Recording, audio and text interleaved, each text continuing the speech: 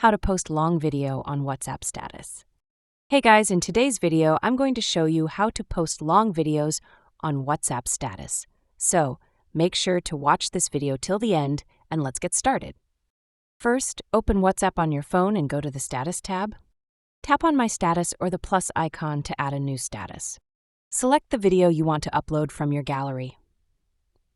WhatsApp only allows 30 seconds per status update, so if your video is longer, you'll need to trim it or post it in parts. To do this, after selecting the video, use the trimming tool to choose the first 30 seconds and tap Send. Then, repeat the process by selecting the same video and then trimming the next 30 seconds. Keep doing this until you've uploaded the full video in multiple parts.